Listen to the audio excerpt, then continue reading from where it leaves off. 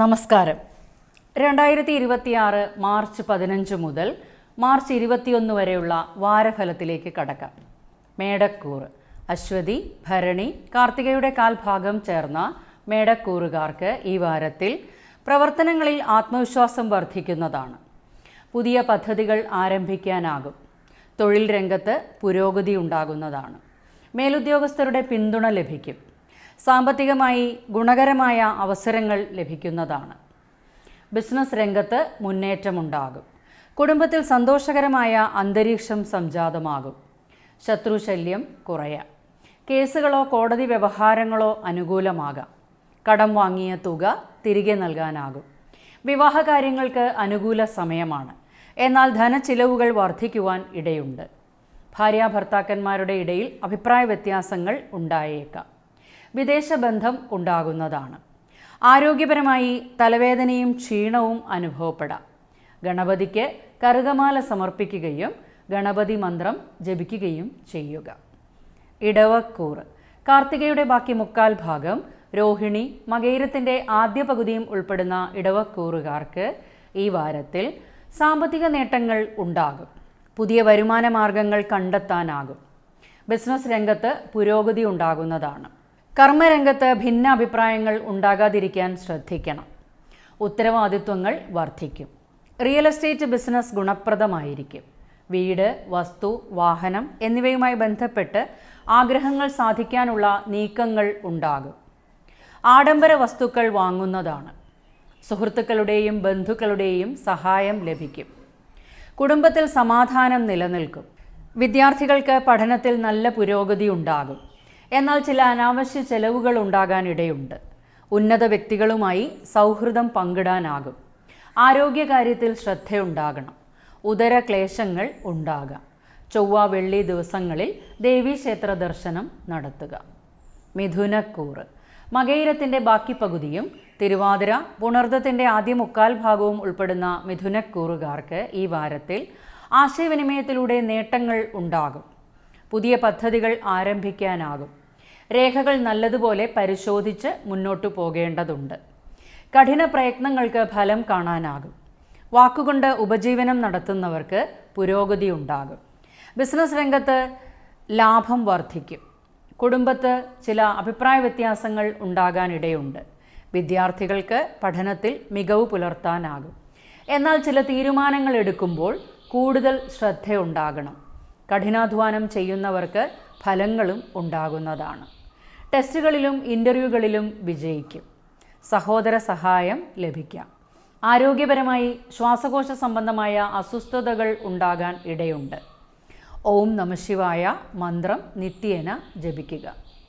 കർക്കിടകക്കൂറ് പുണർദത്തിൻ്റെ അവസാന കാൽഭാഗം, പൂയം, ആയില്യം എന്നീ നക്ഷത്രങ്ങൾ ചേർന്ന കർക്കിടകക്കൂറുകാർക്ക് ഈ വാരത്തിൽ കുടുംബകാര്യങ്ങളിൽ കൂടുതൽ ശ്രദ്ധ പുലർത്തേണ്ടി വരും.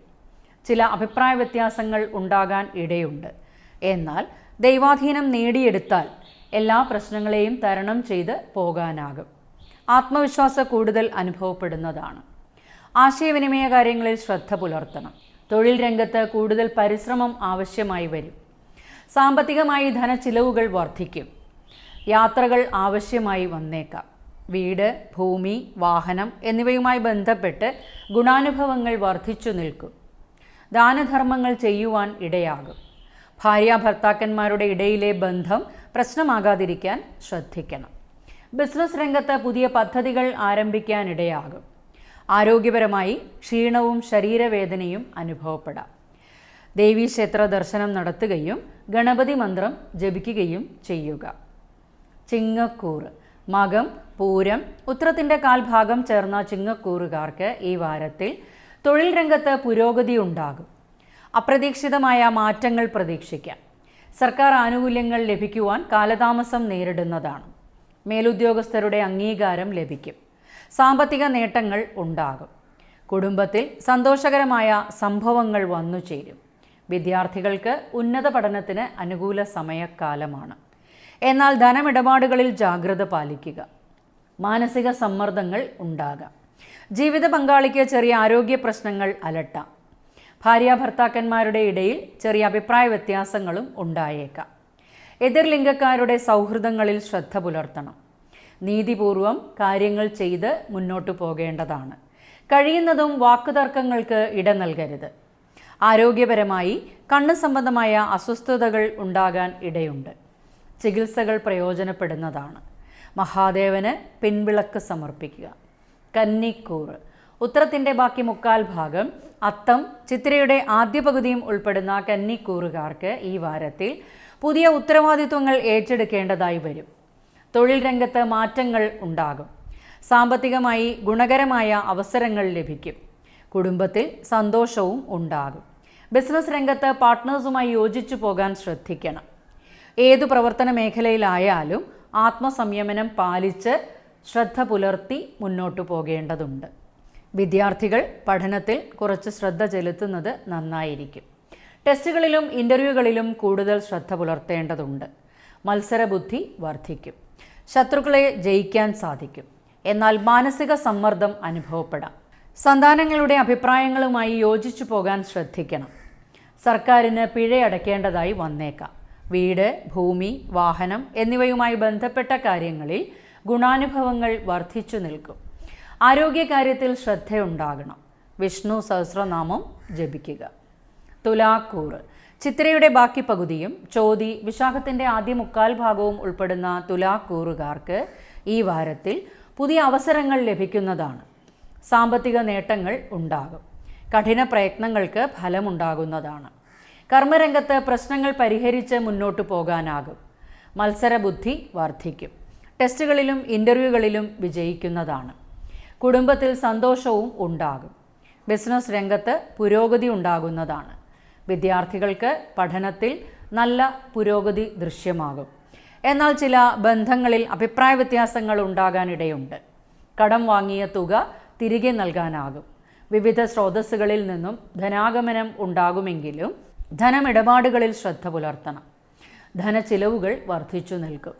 വീട്, ഭൂമി, വാഹനം എന്നിവയുമായി ബന്ധപ്പെട്ട കാര്യങ്ങളിൽ രേഖകൾ നല്ലതുപോലെ പരിശോധിക്കേണ്ടതുണ്ട്. ആരോഗ്യപരമായി ഉദരസംബന്ധമായ അസ്വസ്ഥതകൾ ഉണ്ടായേക്കാം. ദേവീക്ഷേത്ര ദർശനം നടത്തുക. വൃശ്ചികക്കൂറ്. വിശാഖത്തിൻ്റെ അവസാന കാൽഭാഗം, അനിഴം, തൃക്കേട്ട എന്നീ നക്ഷത്രങ്ങൾ ചേർന്ന വൃശ്ചികക്കൂറുകാർക്ക് ഈ വാരത്തിൽ തൊഴിൽ രംഗത്ത് കൂടുതൽ ഉത്തരവാദിത്വങ്ങൾ ഏറ്റെടുക്കേണ്ടതായി വരും. പ്രായോഗിക ബുദ്ധി വർദ്ധിക്കും. ഉയർച്ചകൾ ഉണ്ടാകുന്നതാണ്. മേലുദ്യോഗസ്ഥരുടെ പിന്തുണ ലഭിക്കും. സാമ്പത്തികമായി ചില നേട്ടങ്ങൾ ഉണ്ടാകും. കുടുംബത്തിൽ സമാധാനം നിലനിൽക്കും. വിവാഹകാര്യങ്ങൾക്ക് അനുകൂല സമയമാണ്. എന്നാൽ ധനച്ചിലവുകൾ വർദ്ധിക്കുവാൻ ഇടയുണ്ട്. ആശയവിനിമയ കാര്യങ്ങളിൽ ശ്രദ്ധ പുലർത്തണം. ധൈര്യം കുറയും. ബന്ധുക്കളുമായി ചില അഭിപ്രായ വ്യത്യാസങ്ങൾ ഉണ്ടാകാൻ ഇടയുണ്ട്. വിവിധ സ്രോതസ്സുകളിൽ നിന്നും ധനനേട്ടം ഉണ്ടാകും. ജീവിത പങ്കാളിയിൽ നിന്നും നേട്ടങ്ങൾ പ്രതീക്ഷിക്കാം. സന്താനങ്ങളുടെ കാര്യങ്ങളിൽ അല്പം ശ്രദ്ധ പുലർത്തുന്നത് നന്നായിരിക്കും. വീട്, ഭൂമി, വാഹനം എന്നിവയുമായി ബന്ധപ്പെട്ട് ഒരു കാലതാമസം നേരിടുന്നതാണ്. ആരോഗ്യപരമായി ഹൃദയ സംബന്ധമായ അസ്വസ്ഥതകൾ ഉള്ളവർ പ്രത്യേകം ശ്രദ്ധിക്കേണ്ടതാണ്. അമ്മയുടെ ആരോഗ്യകാര്യത്തിലും ശ്രദ്ധയുണ്ടാകണം. നാഗങ്ങൾക്ക് വിളക്ക് വയ്ക്കുക. ധനുക്കൂറ്. മൂലം, പൂരാടം, ഉത്രാടത്തിൻ്റെ കാൽഭാഗം ചേർന്ന ധനുക്കൂറുകാർക്ക് ഈ വാരത്തിൽ ധൈര്യത്തോടെ പ്രവർത്തനങ്ങളിൽ ഏർപ്പെടും. ഉയർന്ന തൊഴിൽ ആഗ്രഹിക്കുന്നവർക്ക് ഗുണകരമാണ്. സർക്കാർ ആനുകൂല്യങ്ങൾ ലഭിക്കുന്നതാണ്. വീട്, ഭൂമി, വാഹനം എന്നിവയുമായി ബന്ധപ്പെട്ട കാര്യങ്ങളിൽ ഗുണാനുഭവങ്ങൾ വർദ്ധിച്ചു നിൽക്കും. എന്നാൽ അത് സംബന്ധമായ രേഖകൾ പരിശോധിക്കേണ്ടതുണ്ട്. പുതിയ ഗൃഹോപകരണങ്ങൾ വാങ്ങാനാകും. റിയൽ എസ്റ്റേറ്റ് ബിസിനസ് ചെയ്യുന്നവർക്ക് ഗുണകരമാണ്. അമ്മയിൽ നിന്നും ഭാഗ്യാനുഭവങ്ങൾ പ്രതീക്ഷിക്കാം. ഉന്നത പഠനത്തിൽ ഏർപ്പെട്ടിരിക്കുന്ന വിദ്യാർത്ഥികൾക്ക് ഭാഗ്യനേട്ടങ്ങൾ ഉണ്ടാകും.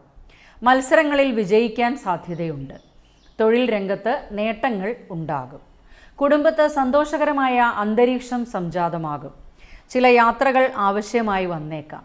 ലോണുകൾക്കും ചിട്ടികൾക്കും അനുമതി ലഭിക്കുന്നതാണ്. ബന്ധുക്കളുടെ ഇടയിൽ അഭിപ്രായ വ്യത്യാസങ്ങൾ ഉണ്ടാകുന്നതുവഴി മനസംഘർഷം ഉണ്ടാകാം. ആശയവിനിമയ കാര്യങ്ങളിൽ ശ്രദ്ധ പുലർത്തണം. എന്നാൽ ആരോഗ്യപരമായി തൊണ്ട സംബന്ധമായ അസ്വസ്ഥതകൾ ഉണ്ടാകാനിടയുണ്ട്. ഹനുമാൻ സ്വാമിക്ക് വെറ്റില വഴിപാട് നടത്തുക. മകരക്കൂറ്. ഉത്രാടത്തിൻ്റെ ബാക്കി മുക്കാൽ ഭാഗം, തിരുവോണം, അവിട്ടത്തിൻ്റെ ആദ്യ പകുതിയും ഉൾപ്പെടുന്ന മകരക്കൂറുകാർക്ക് ഈ വാരത്തിൽ നല്ല ഗുണാനുഭവങ്ങൾ പ്രതീക്ഷിക്കാം. കഠിന പ്രയത്നങ്ങൾക്ക് ഫലം കാണുന്നതാണ്. വാക്കുകൊണ്ട് ഉപജീവനം നടത്തുന്ന വ്യക്തികൾക്ക് നല്ല ഗുണാനുഭവങ്ങൾ പ്രതീക്ഷിക്കാം. രാഷ്ട്രീയക്കാർക്കും പൊതുപ്രവർത്തകർക്കും ഗുണകരമാണ്. സാമ്പത്തിക കാര്യങ്ങളിൽ ജാഗ്രത ഉണ്ടാകണം. അനാവശ്യ ചിലവുകൾ ഒഴിവാക്കുക. തൊഴിൽ രംഗത്ത് സ്ഥിരതയുണ്ടാകും. കുടുംബത്തിൽ സമാധാനം നിലനിൽക്കും. എന്നാൽ ചില മാനസിക സമ്മർദ്ദങ്ങൾ ഉണ്ടാകാൻ ഇടയുണ്ട്. ആത്മവിശ്വാസക്കുറവ് അനുഭവപ്പെടുന്നതാണ്. സഹോദരങ്ങളുമായി നല്ല സ്നേഹബന്ധം പുലർത്താനാകും. വസ്തു സംബന്ധമായ കാര്യങ്ങളിൽ രേഖകൾ നല്ലതുപോലെ പരിശോധിക്കേണ്ടതുണ്ട്. സാമ്പത്തിക ബുദ്ധിമുട്ടുകൾ അനുഭവിക്കാൻ ഇടയുണ്ട്.